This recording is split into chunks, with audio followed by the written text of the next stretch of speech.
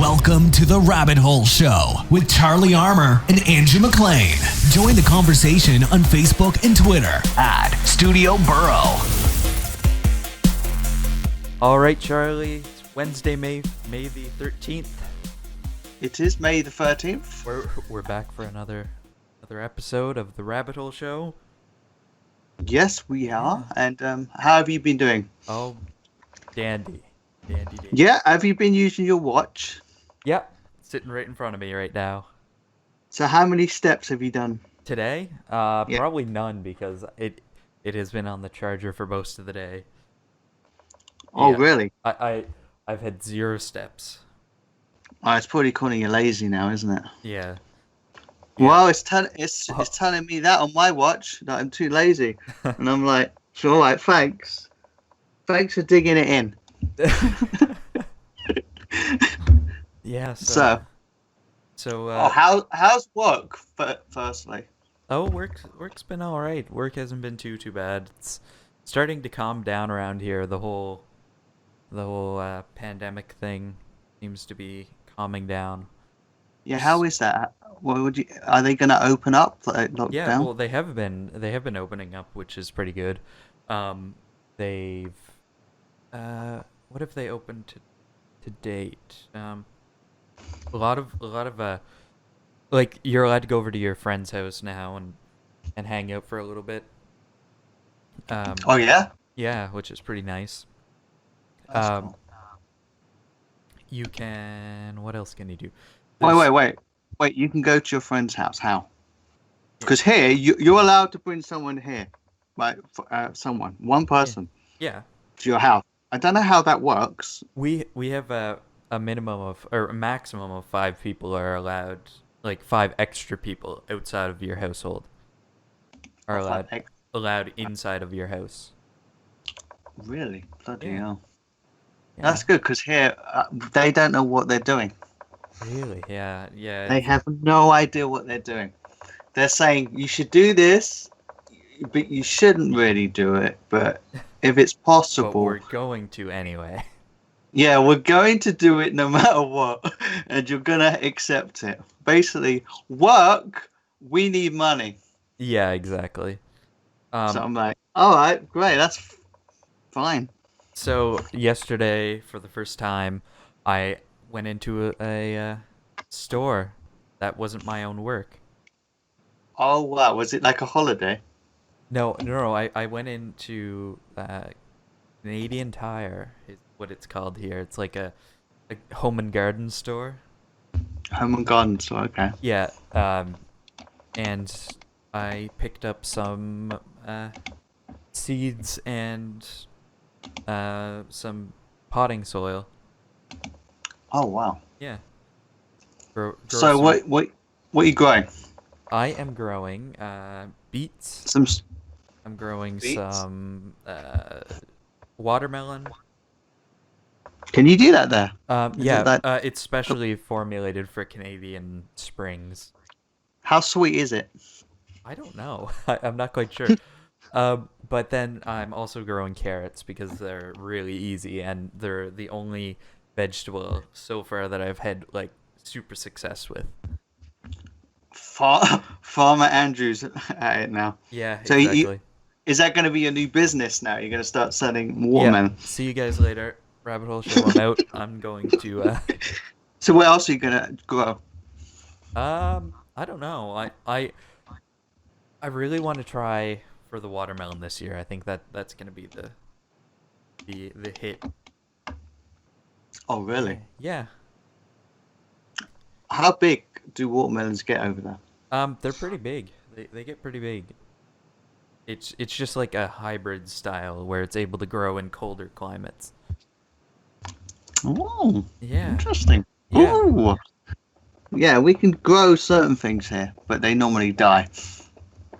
Like strawberries, some apples, plums.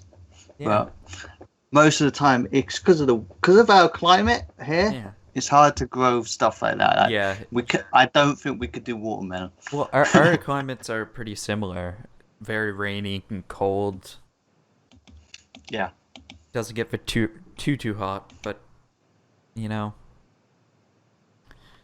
So yeah. So if you Oh, want, by the oh, what? if I What? want watermelon, what? Yeah.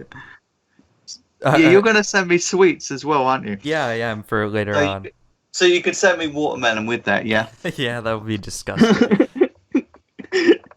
It might not be. Never know. Yeah. So we So do I have our special guest here today. do Um, we? yes, we Who's do. this special It's guest? Please tell me who this I special think guest is. I, you should introduce him, Charlie. why should I introduce him? Who is this person? Could it be the grand of all musicians, Chris Huelsbeck? It could be. So Oh, we are going to add him to our call here, and uh, let's add him here. There we go. nice. Okay. Have we added him now? We have being called. We took him away from his busy schedule, and we've decided to have a little talk with him. Little talk. And what he's been up to. Yes. So is Chris there? Not Do we here have a yet. Chris? We don't have a Chris yet. We will do. So you might want to talk about watermelons a bit more. So, what else to talk about them? They're delicious. What about the NFL sort of thing? What's that? NHL, I mean, not NFL. NHL. Is that still going on? Is that going to come back? I don't know if it will. Honestly, like we're getting some mixed messages Okay. from the people. All right. Ooh. Hello. Oh, hello, Oh, he's here. hi. Here welcome, I am. welcome. Welcome. How are you? Pretty good. I'm actually posting right now to get some more viewers in here. Yeah, we need viewers, please. Please. But it is a podcast, so you are recording it and it's gonna appear on your website and it's gonna be on Yeah. other platforms. So it's not a bad thing if somebody missed it. They can Yeah, listen you know, to it later. They can always go back. Yeah.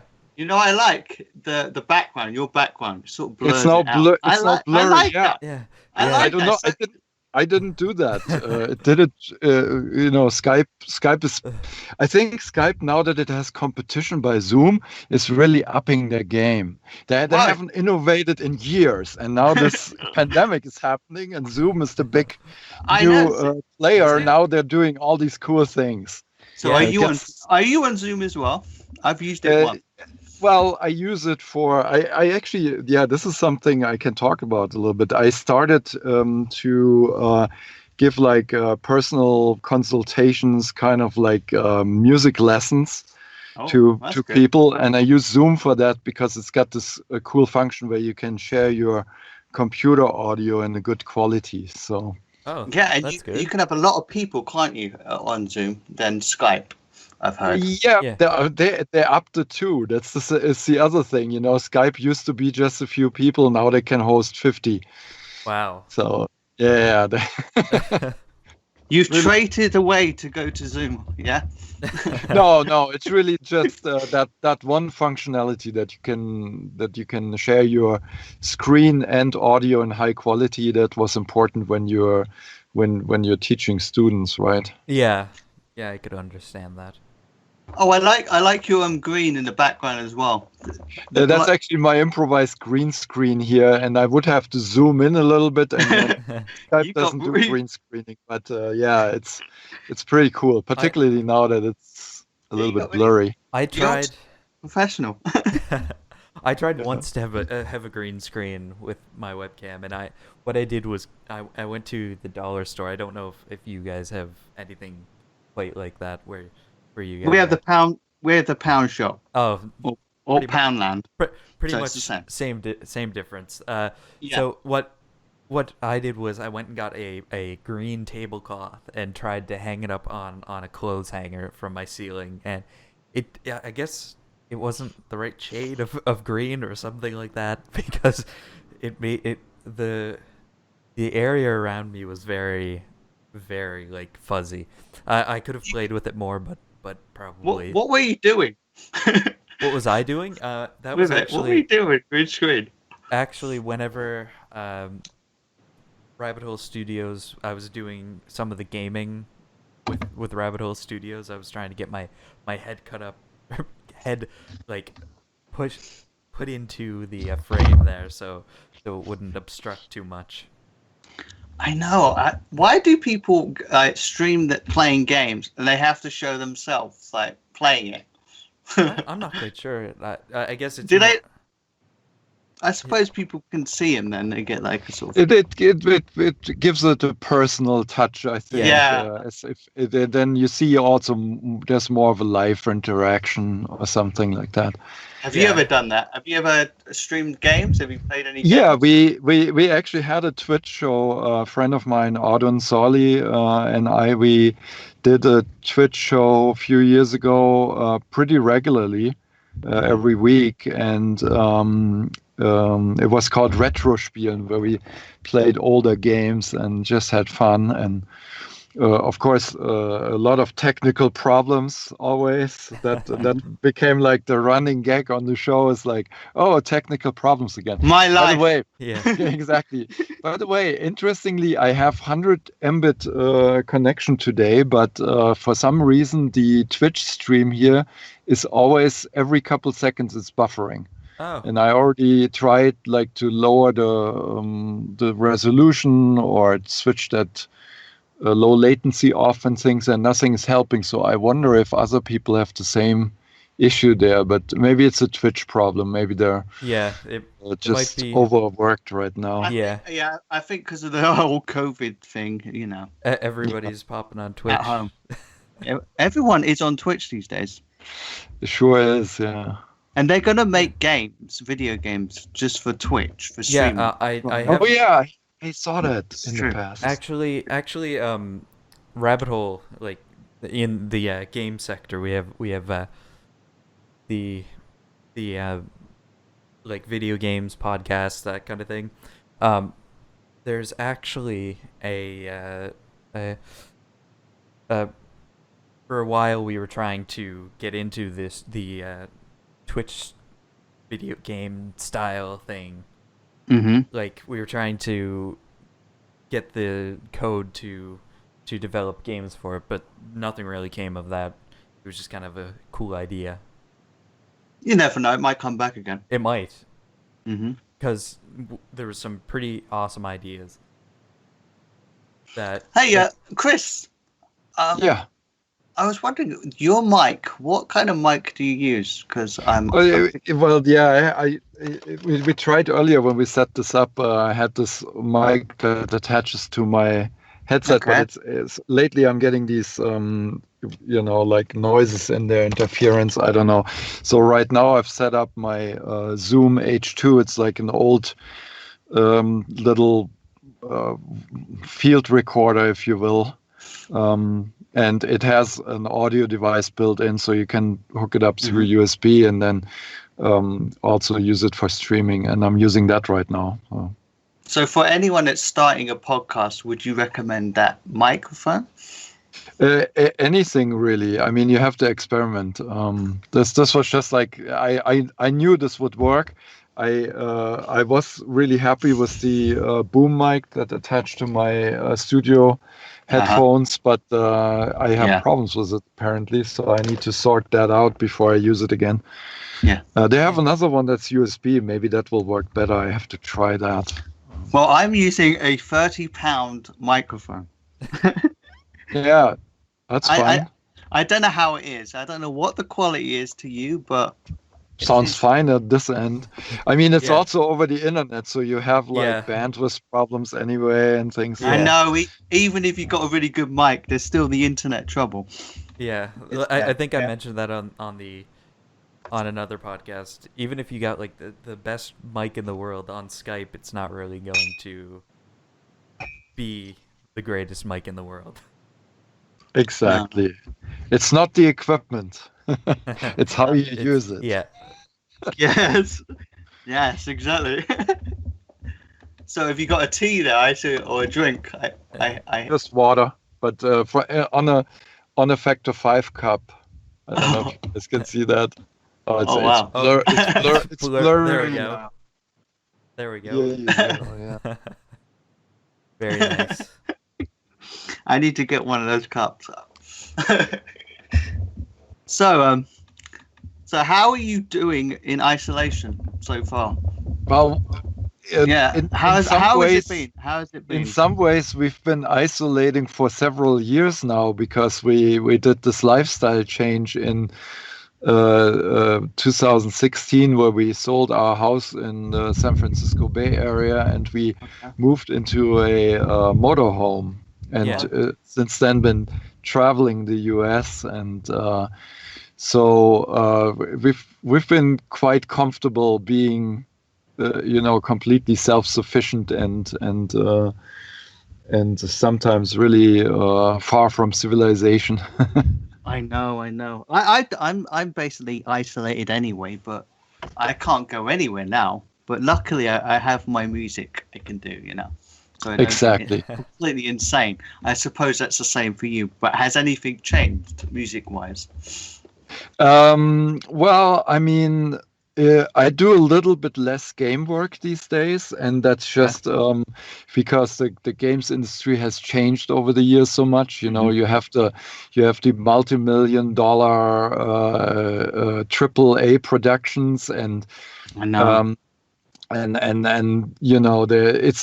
a lot more competition in terms of game music. There's a lot of Exactly. composers.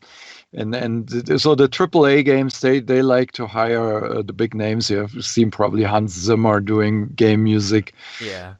in the past, and other people from Hollywood are coming in. And it's not like in the old days where my expertise was really the only way to do game music. Where you had to be a programmer and a composer at the same time, and Exactly. there was a lot of limitations and you had to be like really a creative hacker in order to get like good music out of a system. And nowadays music is produced in a studio just like any other music, and you have people recording orchestras and things like that. And so the industry has changed quite a bit, and I'm still doing game work. It's not like it's totally dried up, but and there's some fun stuff going on. One of the projects I'm working on right now is called Tiny Tor. That is a German developer, and but it is kind of like in a way a retro styled game because it's pixel graphics. It's a jump and run. It's really colorful and fun, and that has an audience definitely. Yeah. And I think it's going to be awesome once it's done. And I'm producing the music in my mobile studio, but I'm also incorporating like chip sounds into it again to enhance that retro feeling. So it's really a fun project, and there's a few other ones going on, but over the years it's definitely gotten less, and I'm kind of like changing my work a little bit, as I mentioned, the consulting and teaching people who want to hear from my expertise and things like that. But also I'm doing other things.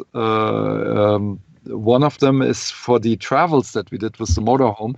We started a YouTube channel called The Cruise and Crew, and we've been building that up, and we're now, I think, close to 9,000 subscribers. Blew me out. Yeah, and then we've got a few videos on there where we interviewed other nomads with their interesting rigs, and that has become actually another income stream. And so we're building on that, and then the latest, or something that's really important these days, is my Patreon project.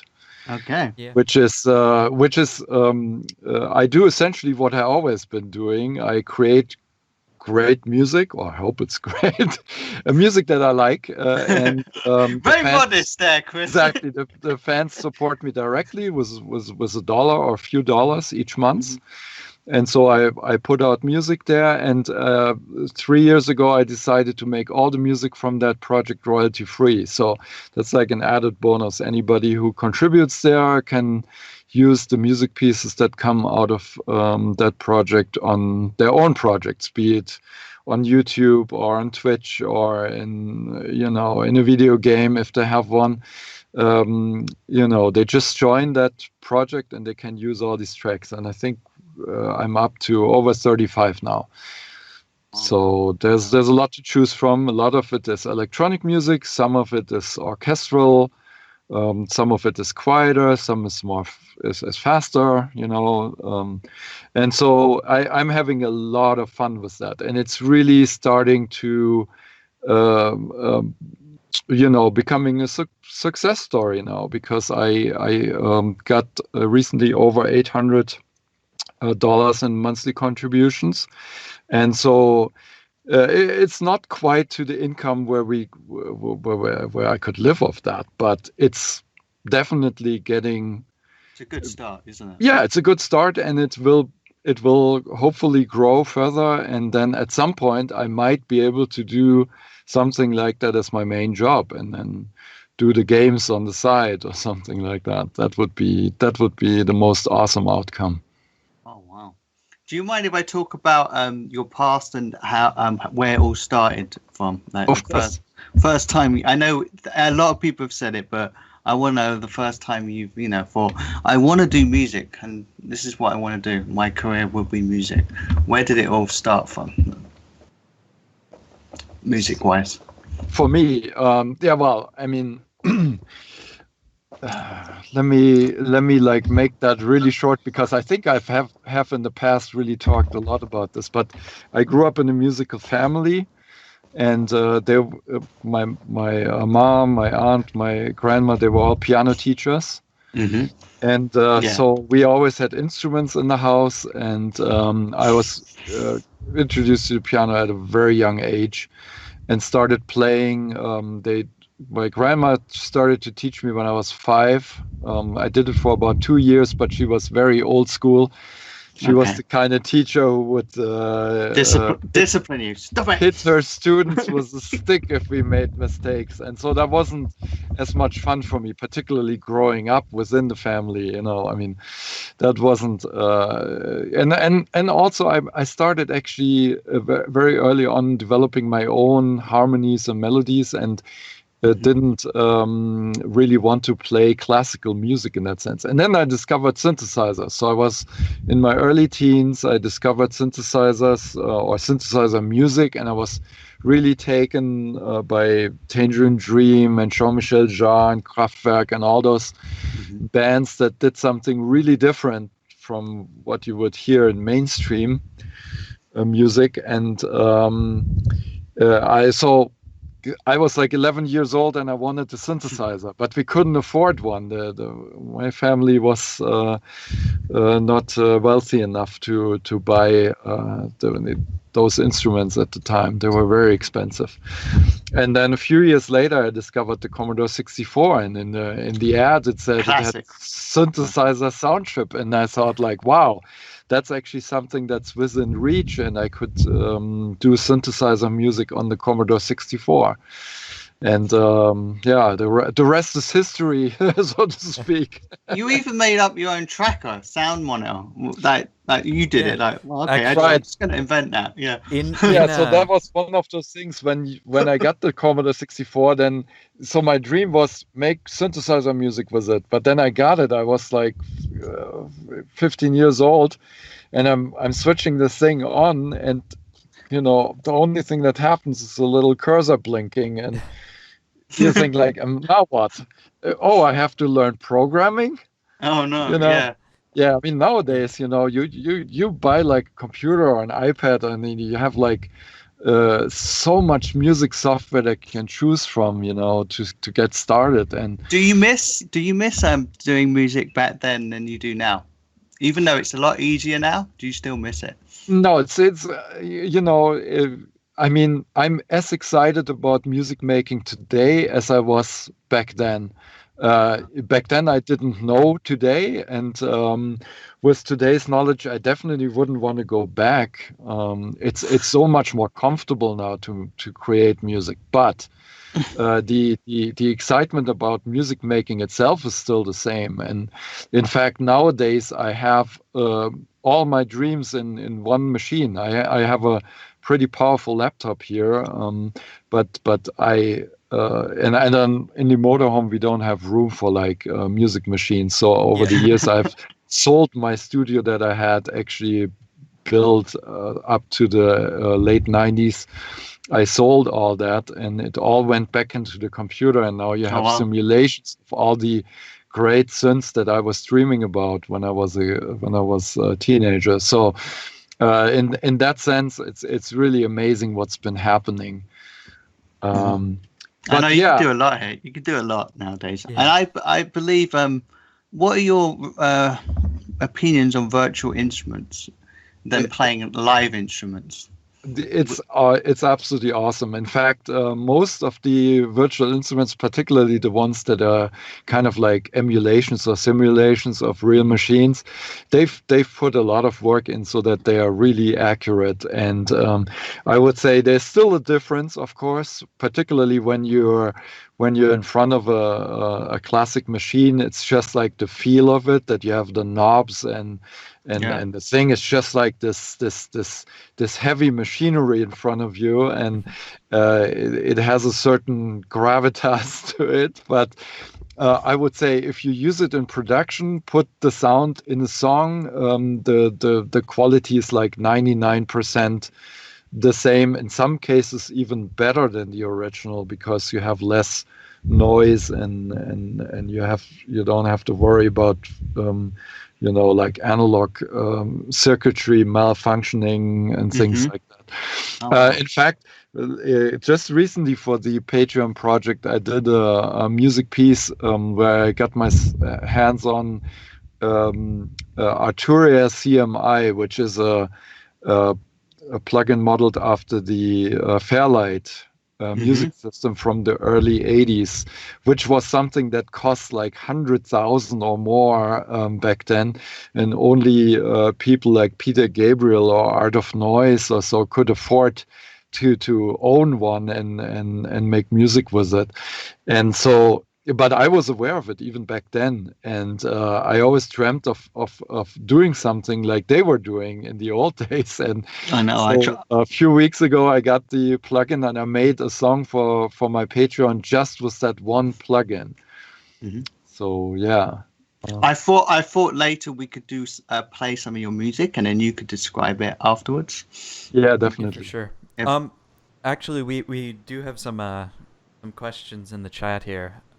Okay. Super Turcon says, did you have a player piano with a piano roll? Is this where the idea of the tracker style interface came from? No, but I've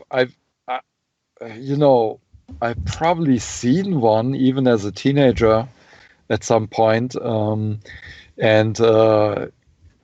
Yeah, I mean, actually, the interesting part is the sound monitor has a slight difference compared to a more modern tracker, where it was more like one of the old sequencers. There was an early Steinberg sequencer that I used on the Commodore 64, and it had like patterns for each track.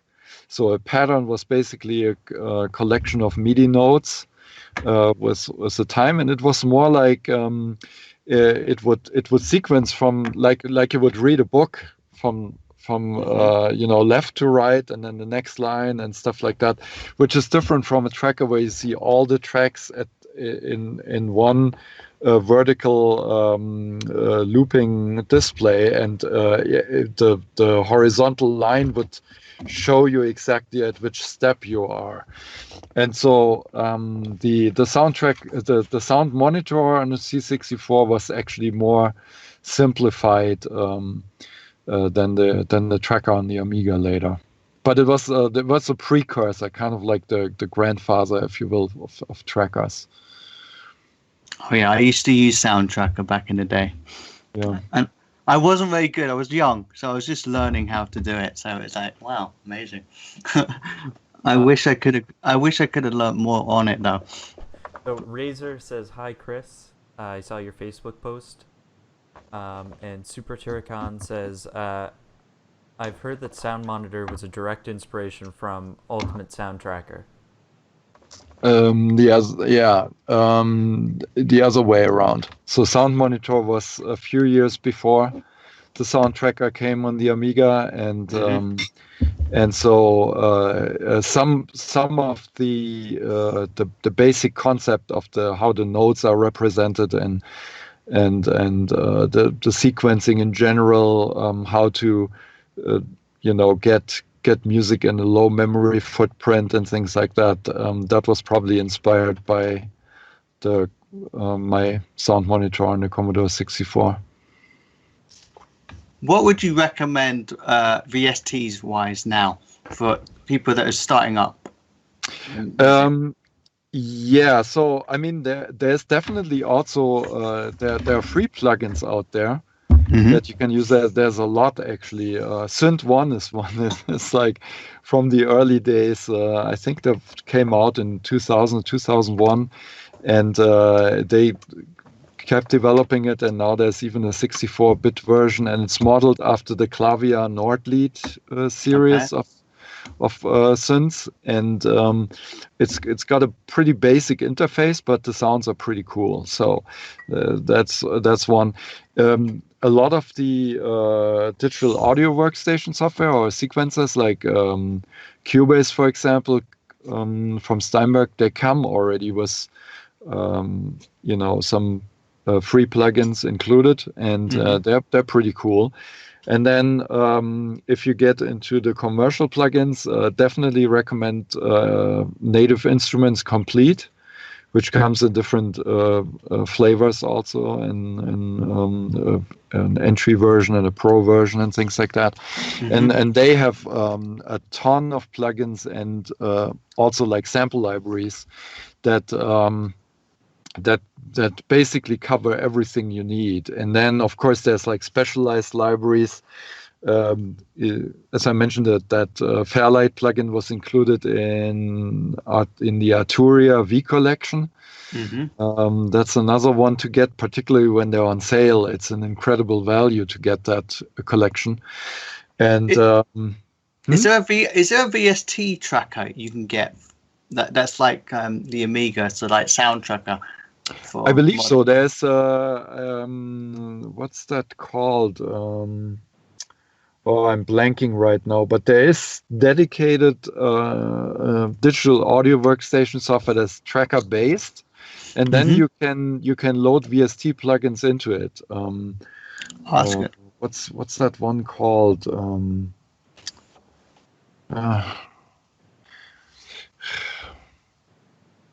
Is there one Renoise? Is that one? There's definitely a few of those. I haven't Mod used Plug them. Tracker. Yeah, Tracker. That's another one that can host VST plugins. Exactly. I've used that one. It's pretty good, really. It doesn't crash. I've noticed either. So okay. Yeah, there's definitely a few of those. I personally, I never got into the Sound Tracker because I always had my own software. After the Sound Monitor, I developed a system called TFMX. I made a C64 editor for that, but it was only for my own use. I never released that for the scene or the public. And then I translated that concept to the Amiga, and there was TFMX Amiga, which became the tool I did all the Turrican soundtracks with. And there was an early version of that we did distribute commercially. The interesting part is that never got successfully cracked because we had this insane copy protection on there that relied on a hardware dongle that you stuck in one of the joystick ports. And first off, it wasn't very successful commercially because of that, because some people probably didn't want to plug this thing into their joystick port. No. And secondly, we had like put some really nasty stuff for checking the protection inside the program, where you would never do something like that nowadays, but it was so bad that it could crash the Amiga if that dongle wasn't there, and it would only do it on certain times. So like a cracker would remove the dongle and find some of our checks and then not find other ones, and then would release the software and it would crash. So then people just thought it was like bad software, when in fact the copy protection was still active. So it never proliferated or got out there. And Too much going on, yeah. Exactly, yeah. But in any case, that TFMX system, we thought it further, and I talked about this in the past. The specialty about it was that for every note that was played, a little simple script would be triggered. So it was kind of like a programming language to modify parameters of the sound chip, or of like sample playback on the Amiga, and then you could have like, you know, some program structure, simple commands like wait and loop and conditional stuff and things like that.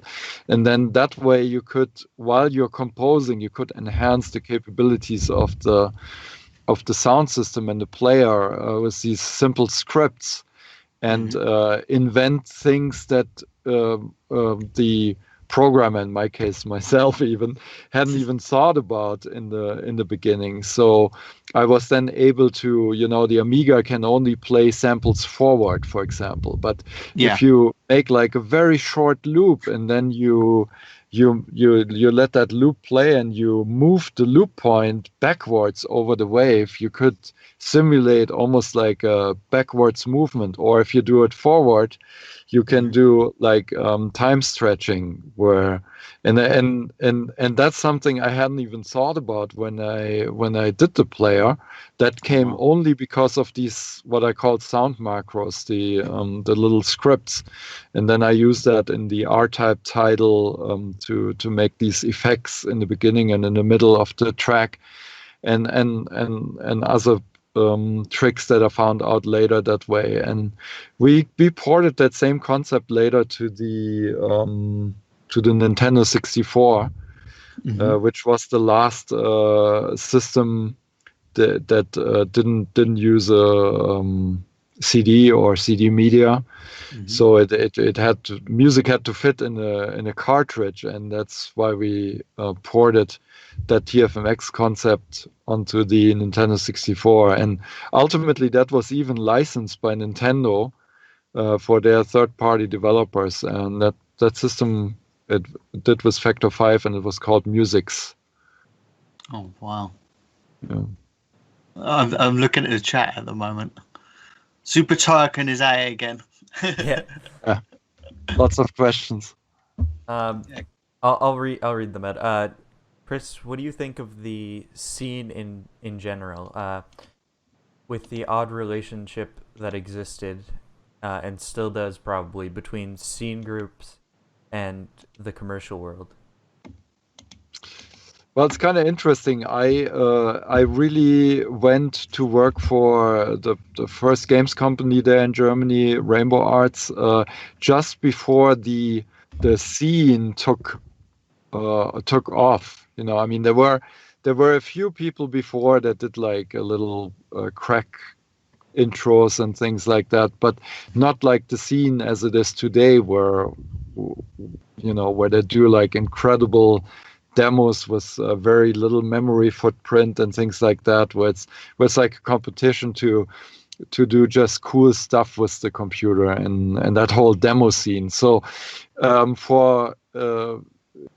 that was probably like a year or so before that became really big, and I was working at Rainbow Arts, and then the scene became the enemy, because they were kind of the ones that would crack the games that we were trying to sell and put them out for free. But I think this was actually a symbiotic relationship.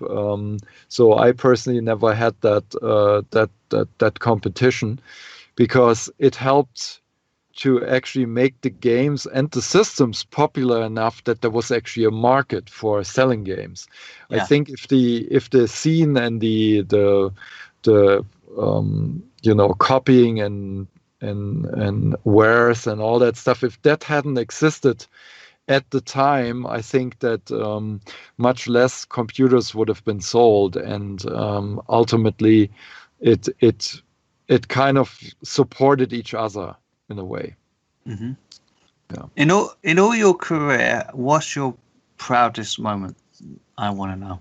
What's the one thing that you thought, yeah, I'm glad I did that, and what would be your? Oh, that's like really hard. I mean, there were like milestones, and I'm on the one hand proud of what we did or what I did, but also I feel like I was very lucky to be in the right place at the right time. Just starting with that competition that I won for C64 music in a Commodore 64 magazine in Germany. Was my Shades Mm-hmm. music piece. If I wasn't at the right time in the right place and everything coming together, that would have never happened. So, but that was definitely one of those milestones. Would you go back, and if you could go back, would you change anything, like music wise, or would you just you're just happy with the No, way? I wouldn't change anything there. The only thing that I always say, like, if I could travel back in time, I would have probably invested my first year salary from Rainbow Arts into Microsoft stock. Oh wow. I that, know. that I would be sitting pretty by now. But the thing is, this is very hypothetical, because I mean, obviously you can't go back, and why would you change anything? Because it brought you where you are today, and then I wouldn't even be talking to you right now. exactly, That's if Yeah. if I could change a little thing, it could have turned out way different, and would be maybe working in an office right now, crunching some numbers. Who knows? So it's very hypothetical, and in fact, I don't think I would do anything different. no. So, Surpu Turkon also asks, did Chris compose the music for the 2018 World Cup ceremony? No, not really. I did a composition that my DJ friend, Doug Laurent, who also contributed to some of my early CDs, he has a pretty well-off business there in Germany, doing compilations from different artists and putting them out on Spotify and all these online platforms. So he took one of my compositions and just named it like the World Cup theme or something. So he made that up, and yeah, it would be definitely nice to It do would be good. something majorly official like that. But yeah. Yeah. So, I guess now would be a good time to listen to one of your tracks. Yeah, and in fact, since we talked earlier about that Fairlight piece, why don't you play that? As I said, so for the first time in 35 years, I got my hands onto almost the real thing, with the almost perfect emulation of a Fairlight, and I decided for my Patreon project to do a track just with that one plugin. Oh wow. Yeah, for So- sure. So, and I put a little story in there. This is also something, when you join my Patreon, you also get like postings on there, and I explain my thoughts behind the piece. And in this case, I said, like, I was always dreaming of doing something like that. So what would have maybe come out if I had access to a music system that costs 100,000 in the mid 80s, and this might have been it, something like that. Yeah, for sure. So, would it be the Flight of the Fairlight?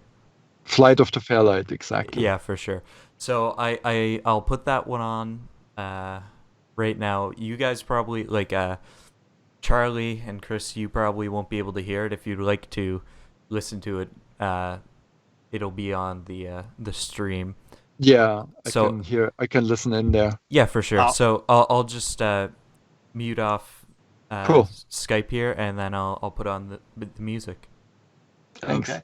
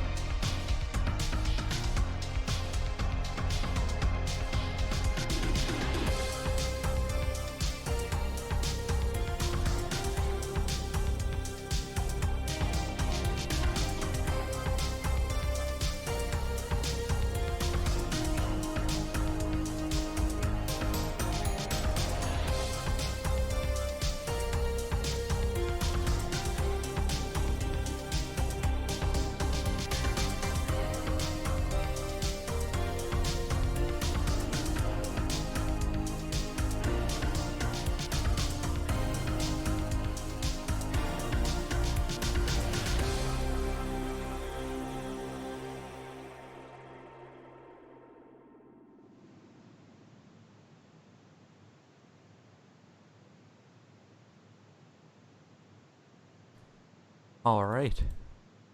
Perfect. And we're back. Oh wow. Hey, I like that. Very Tarkin. Very Tarkin.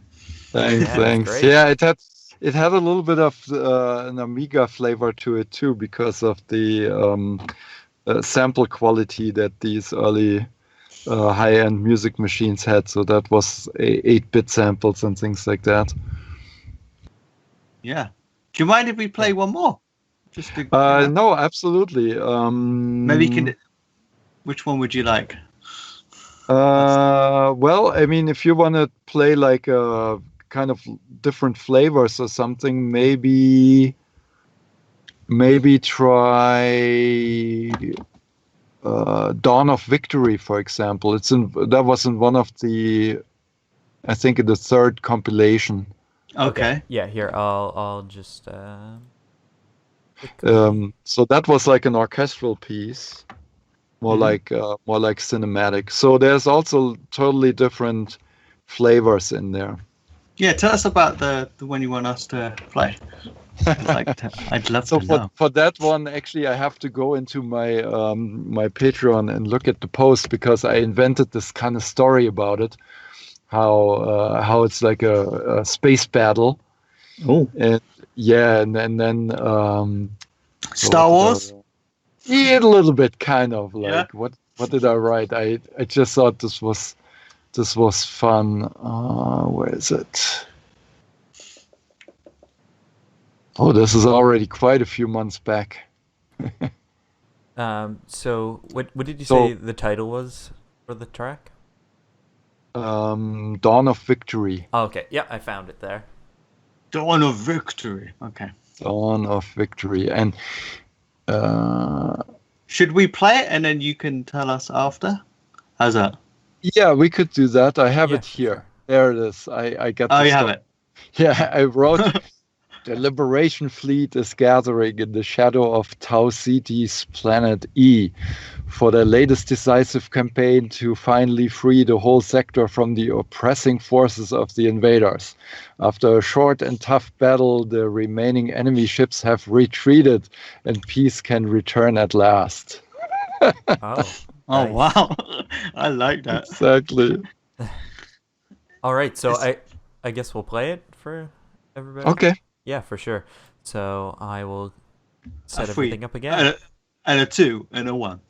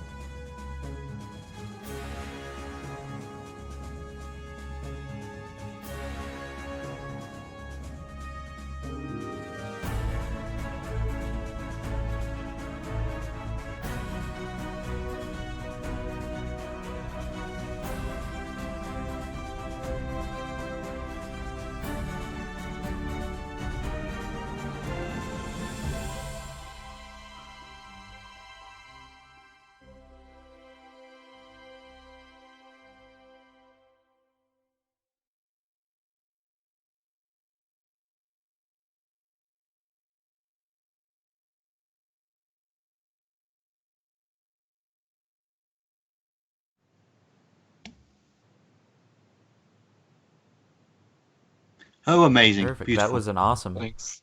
Yeah, that was really good, that I one. really like that one. I want to know how, the strings you used and how you got this track together. Yeah, so on that one, most of the instruments came from a sample library that you can load into Native Instruments Contact. Mm-hmm. And the library is called The Orchestra, which is also made by a German company. Mhm. And then I have a few other libraries. I don't know if I loaded some other instruments up. I also got East West, the old gold I still use library. them. Yep. And then a few years back, I also purchased an early Spitfire library called Albion that has also quite nice strings. Would you recommend Spitfire? Because there's a lot of instruments out there that are good and then they're not good, so you have to sort of mix it up. What No, would you recommend? they all have their pros and cons, and Mhm. definitely between East West and Spitfire and some of the other big names there, they all do amazing work. Mhm. But they are high-end tools. I mean, they are expensive, and there's a reason for it because they record them with big orchestras and things. So I feel like if you wanna start with orchestra music on a relatively modest budget, that Sonos Score, the orchestra library, if you have Native Instruments Contact already, Yeah.